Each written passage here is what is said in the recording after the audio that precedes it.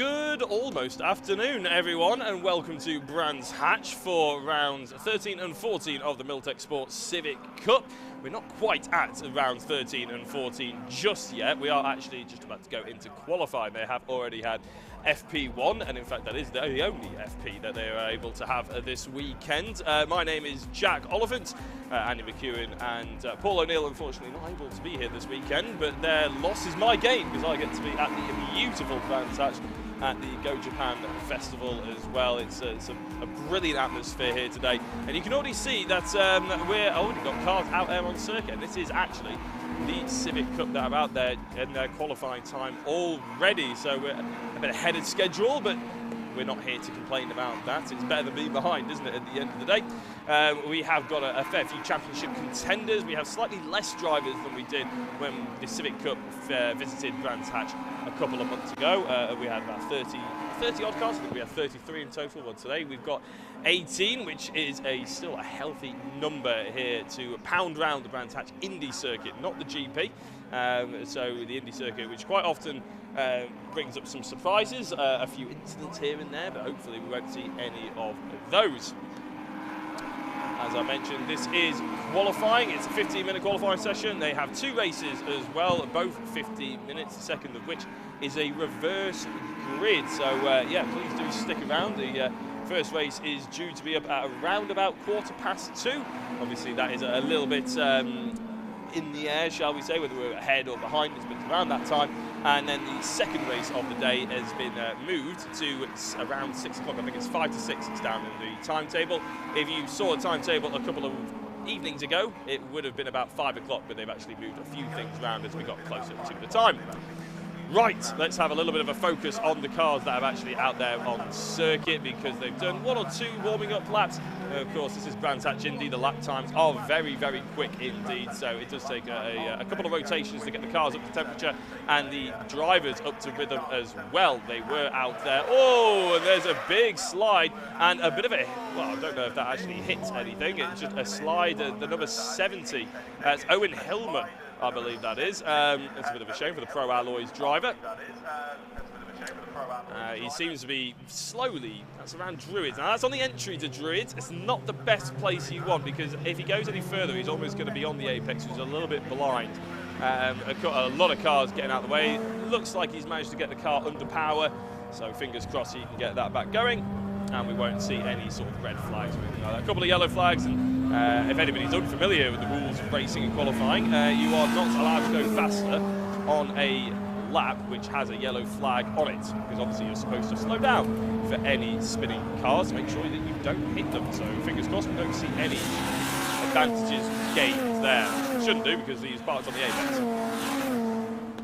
This is the sixth weekend, sorry, I should say, for the Civic Cup, but it is going to be round 13 and 14. If you're into the Civic Cups, then we're on the penultimate round as well. The last one is going to be with TCRs, which haven't made their way down to Brands Hatch today, but they will be at Snetterton. That's the grand finale for the Civics and the TCRs. Right, that's all the preliminary stuff out the way now.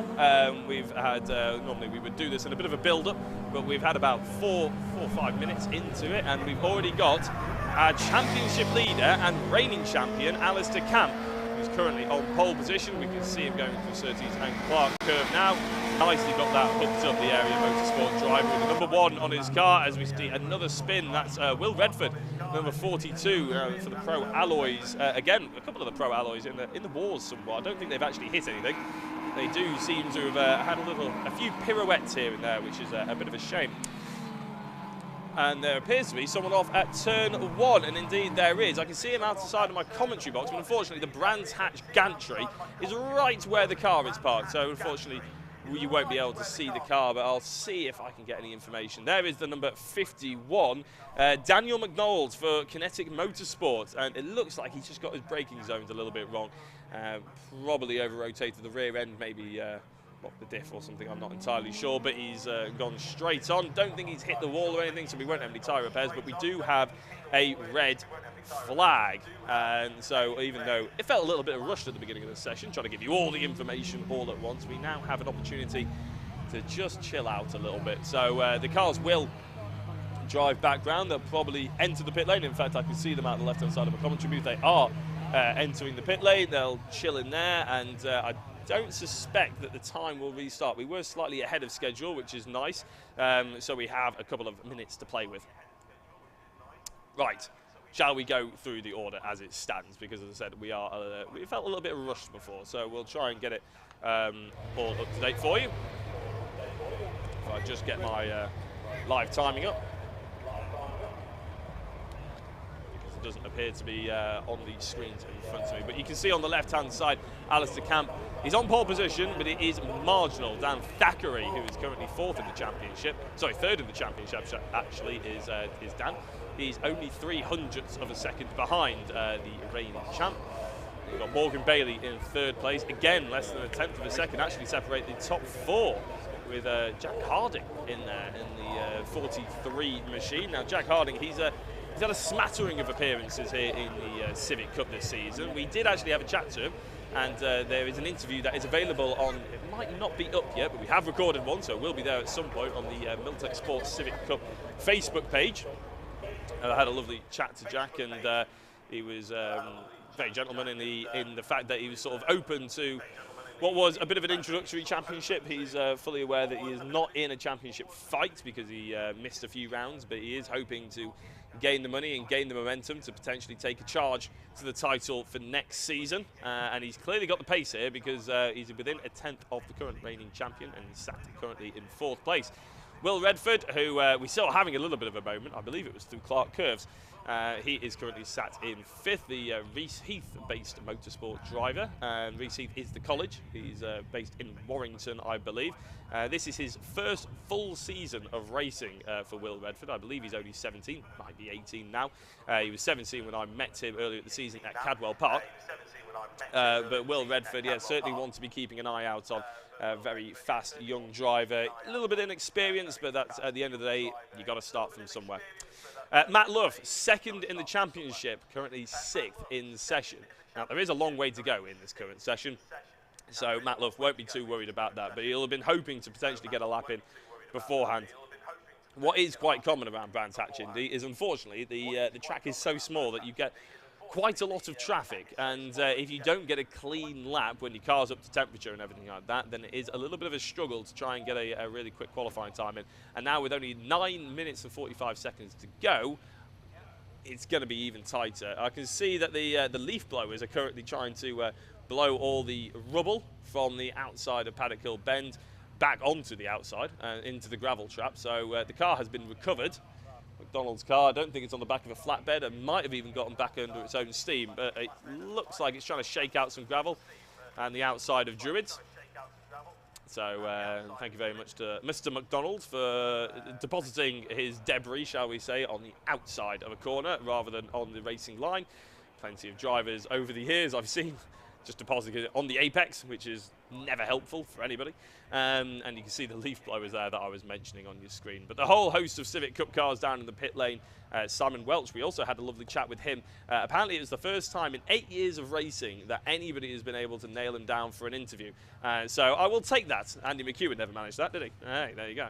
I'm kidding, I do love Andy. But yeah, Simon Welch, he did a very good interview for a driver who was always a little bit camera shy. He was very genuine and a lovely chap to talk to as well. And hopefully we'll see him potentially in the next season as well. He's in the production class. He's actually the only driver that we have in the production class that we actually had a chat to earlier on in all the various social media interviews that we did. But we will be having a chat to the pole position driver from Cup class and production class when it comes down to the checkered flag, not the red flag, obviously, of this particular session. While we have you, we might as well bring you up to date with the championship standings as well. Now, you may have seen a little bit of a preview if you're following the Civic Cup on social medias. You may have seen, I may have mentioned it earlier on because I did do it all in a little bit of a rush. But I can tell you that Alistair Camp is currently not only the reigning champion, but he is also the current leader in the championship as well, going into what this is, the penultimate weekend. Now, they are allowed drop scores, so keep that in mind. They are allowed drop scores, but Alistair Camp has actually used quite a lot of his drop scores already. He's pretty much used them all. He hasn't got any second chances now. He needs to perform well this weekend. On the other hand, though, Matt Luff, who's been pretty consistent in terms of when he's been on the podium. He's only taken one race victory, but he's been second or third in pretty much every other race. He's nearly always been in the top 5. I think he's only been outside the top 5 twice, potentially 3 times actually. So, but his bad rounds are better than Alistair Camp's bad rounds, if you get my gist. So on drop points, Alistair Camp 197, Matt Luff 186, just 11 points between them. As we're seeing one of the Pro Tyres cars spinning his wheels up to maybe see if there's anything loose. Maybe he felt a little bit of a snag on the left-hand side. That's number 70, isn't it? Which is Owen Hillman. Another one. As the cars have gotten back out. Now, it still says red flag on the top, and Hillman's car is still, it's not on the jacks. The bonnet is going down and being secured. So hopefully we'll see Hillman out there on circuit as the rest of the cars flood their way over. So we're back underway for this qualifying session. Again, even though the cars will have been rotating for 5 minutes, they will have just taken, they'll take another lap potentially to get back up to speed, and the drivers will have to sort of re-engage on the adrenaline and make themselves up for this particular qualifying session. It was always quite hard for a driver. I always found it quite hard as well. If there was an interruption in a session and you had to sort of, you went from the highs and lows of the anticipation, the excitement to be able to go into a session, and then all of a sudden it gets a red flag, you sort of build yourself up, you're getting into a rhythm, and all of a sudden it ends prematurely, and then you have to go back out there and do it all again. It's a bit of a roller coaster of emotions and adrenaline. Before they do get fully back going, though, I will remind you of the other 2 drivers that are technically in the championship hunt, but realistically they're probably fighting for 3rd at this point. It's Morgan Bailey and Dan Thackeray. Morgan Bailey in 3rd, Dan Thackeray in 4th. They're separated by only 6 points. Morgan Bailey on 178, Dan Thackeray on 172. Now there is an opportunity for them to get involved in the championship running. Realistically, it is a bit of a long shot for them. There have to be a lot to go right, and I think they basically have to have Alistair Camp have a bit of a mare, not only this weekend, but the finale at Snetterton, at Snetterton 200 as well. They're not allowed to drop scores at Snetterton either, so this is a very, very important weekend when it comes down to the championship for Alistair Camp, that's for sure. There's the number 71. Now, that's an interesting car because that is Josh Harvey. Had a chat with Josh Harvey as well. You can catch him in the interviews on the Facebook page. We had a chat to 5 in total. Max Edmondson is the only driver that I haven't mentioned so far that we had a chat to. But Josh Harvey, yeah, in the number 71. Now, the Pro Alloy 71, very cool car because it is a guest car. Now, you may have seen it if you were at Brands Hatch a couple of months ago and you think, I've seen the Civic Cup before. Saw it at Brands Hatch. Well, that's because it was being piloted by Ben Sharp. All those months ago, I should say, actually, and it took a race victory. I believe it was in the 2nd race, in the reverse grid race, Ben Sharp took that victory. But yeah, Sharp was a proven race winner in the Civic Cup previous to jumping in it. So I did tease Josh Harvey with that a little bit. He said he's hoping for a race victory. He's not exactly expecting one. But again, those reverse grids can really come up trumps. Morgan Bailey's gone to the top of the timing, and he's done it by 200ths of a second ahead of the number 1, Alistair Camp, as I believe Redford has just gotten ahead of Harding, Edmondson's just gone ahead of Caton, and things are starting to shape up as we go into the sort of sharper end of this particular qualifying session. 7 minutes and 10 seconds to go. Caton's gone ahead of Edmondson, and there is McDonald. Now, he was the cause of the red flag that we saw earlier on at the outside of Paddock Hill Bend. The driver taking a picture, which you might think that's not the ideal thing to do when you've just had a bit of an off. I'll be honest, I used to do that as well. So it's just one of those things. It's yeah, you want to make sure that your social media fans are up to date with what's going on, even if it's not exactly ideal.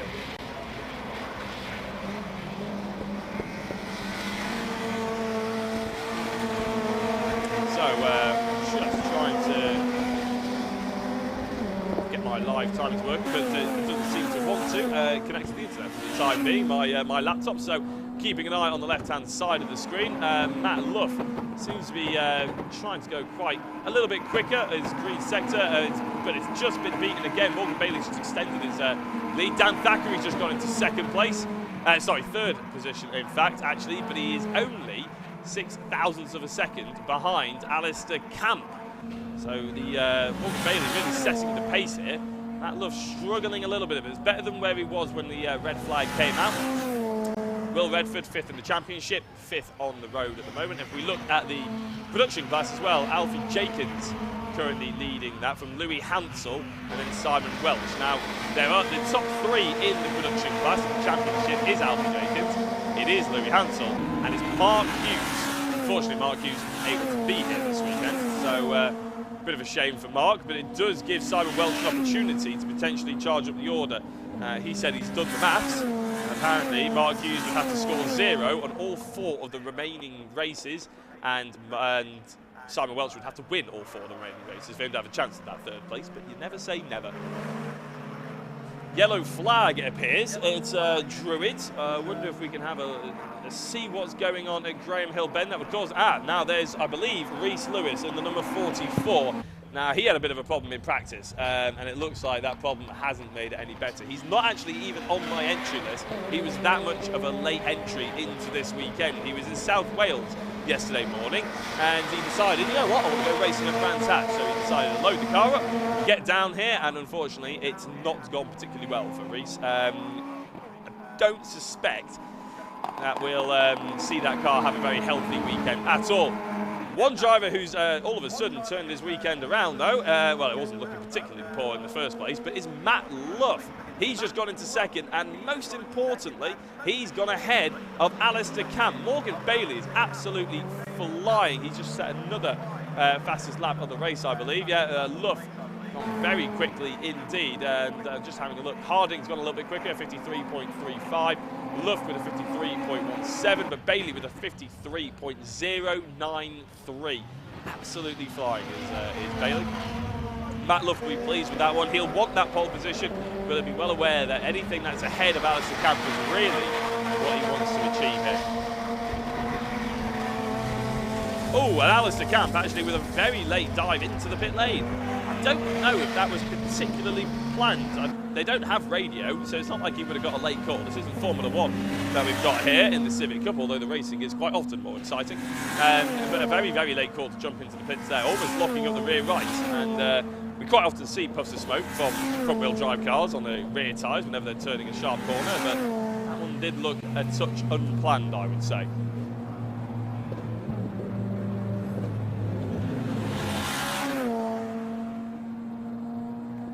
So having a look at the sector times, Alfie Jenkins did go a little bit quicker then on his sector 1.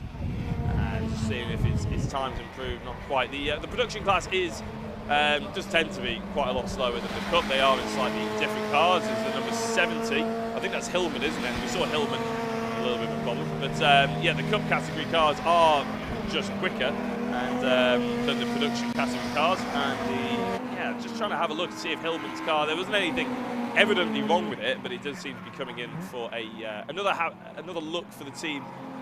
There are quite a few Jordan Brennans in the pit lane as well, which is a bit of a shame. I think it's Jordan Brennan, actually. No, it might not be. It's the 33, actually. It's Max Edmondson.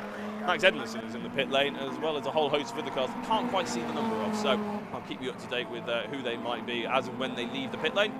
Here is the 71 of Josh Harvey. Like I mentioned, he is a guest driver in this particular race. He was quite accustomed to Castle Combe, apparently. He raced in the BMW Compact Cup for a number of years with Simon Welch as well.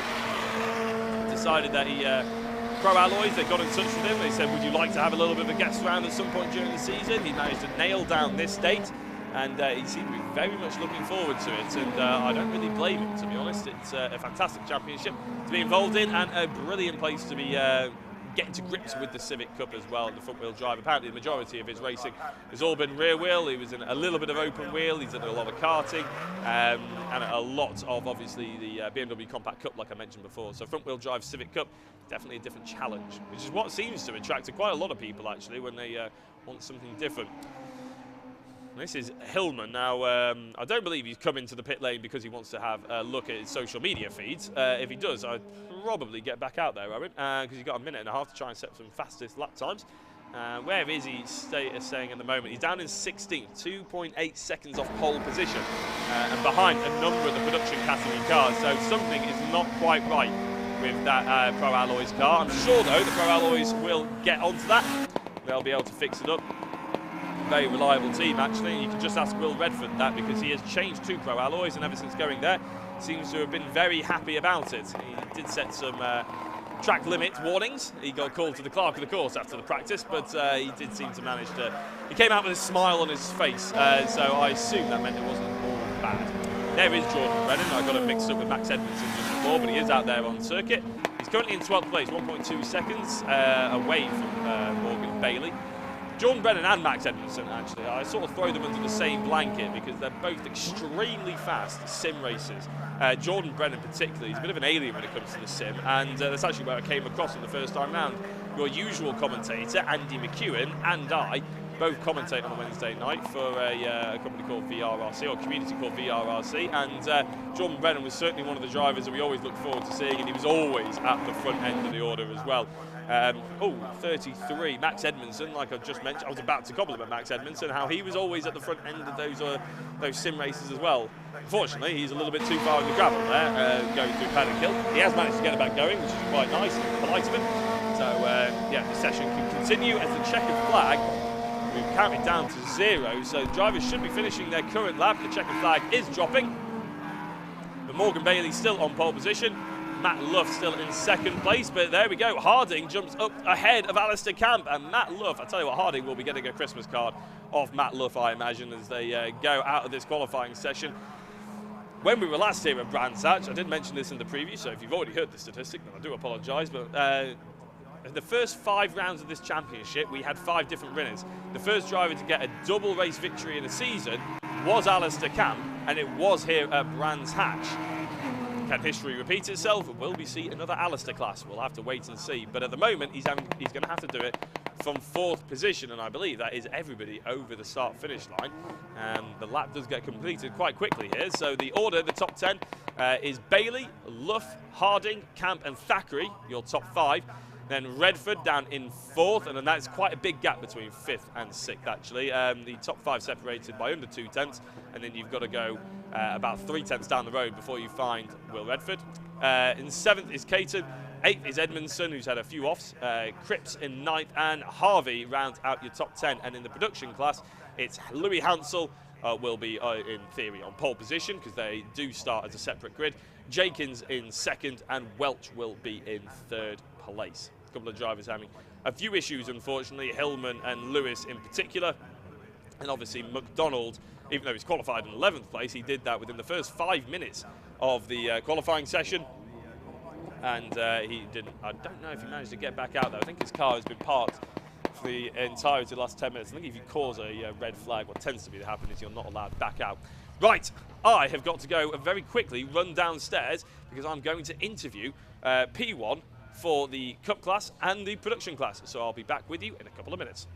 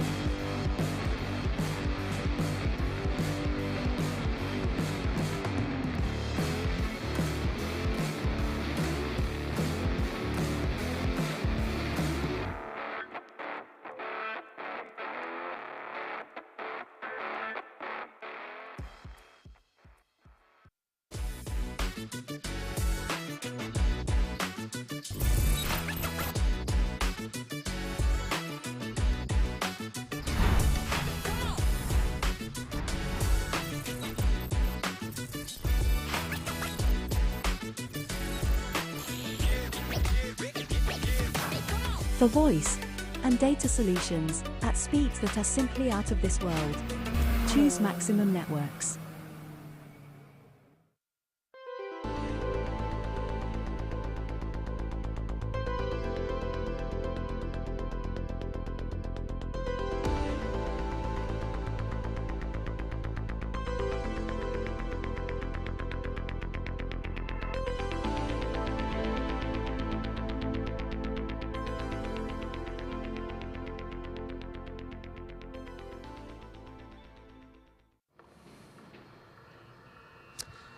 And I join you now down, I can hear myself, that's a bit off-putting. I'm down in the pit lane and I've actually got two pole sitters. I've got Morgan Bailey to start with. Morgan, congratulations on the pole position. That must have been, well, every single lap you seem to be getting quicker and quicker.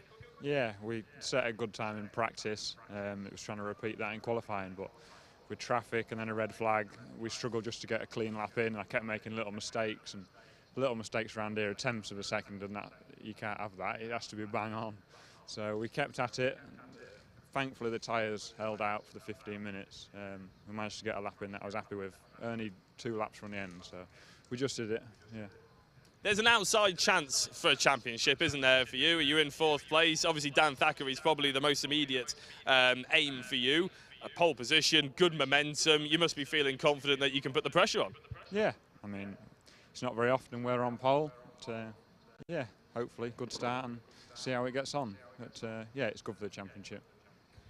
That red flag, you quickly mentioned it then, we'll quickly mention it again. How hard is it to build up that momentum, that anticipation to get out there and start performing, and then all of a sudden, red flag, and you have to do it all again?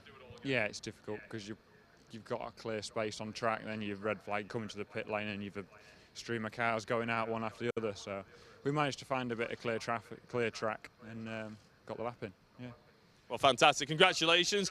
We might be speaking to you after race 1, but a good pole position lap time. And I've got another driver, and we've got his car here as well. Louis Hansel, congratulations on pole position for the production class. Thank you very much. Yeah, it was a good session. Started out a bit weirdly because the conditions are different to earlier. It's a lot hotter, which really changed the dynamic of the car and the track. And then the red flag came out, obviously, and I didn't actually mind that because it let the car cool down a bit, and then it goes from a 15-minute session to a 10-minute session essentially, which really helped. And then I don't know what lap I got pole lap on because I don't have a lap timer or anything in there. So yeah, I'm really happy with that. So are you just going around blind? You don't have any kind of timing system? Yeah, I've always had no timing system throughout my whole career, and I'm doing all right without one. So yeah, I'm going to keep it like that. You're doing more than all right. Maybe that's what I should have done, because I always had a timing system. You just end up looking at the time, don't you? So, so is that sort of something you've actually actively asked for? Indirectly, sort of. So I started last year in juniors in a Saxo, and I wasn't given one, and I didn't really think much of it. And then throughout this year, I've just thought that not that I don't need one. It might help. Yeah. So yeah, I just don't have one for, well, it just works for me, and it's just distracting. Like I hear my other teammates say that they're looking at it constantly, and it seems distracting, and I've just never had it, and I can focus on the driving, which is the important part. How old are you? I mean, just out of your mouth, obviously. How old are you? Because that's a very mature sort of way of approaching the qualifying session. Just go out, do what you need to do, and don't worry about anything else. I'm only 17 years old, and actually, I've recently been accepted to Motorsport UK Academy up in Loughborough, so they're helping me out as well. It's a 20-person course out the whole country, and I managed to get onto it, so I'm really proud about that as well. Well, if they saw that lap, then I'm sure they won't be regretting their decision. Good luck for the rest of the weekend, Louis. I'm sure we'll be speaking to you later on. Right, that's all that we have time for with the Milltek Sports Civic Cup qualifying session. You can tune in for race 1 and race 2 later in the day. I'm sure if you subscribe to wherever you're watching this from, Alpha Live or Civic Cup YouTube channel, you'll get a notification. So please do tune in at 2 o'clock and 6 o'clock.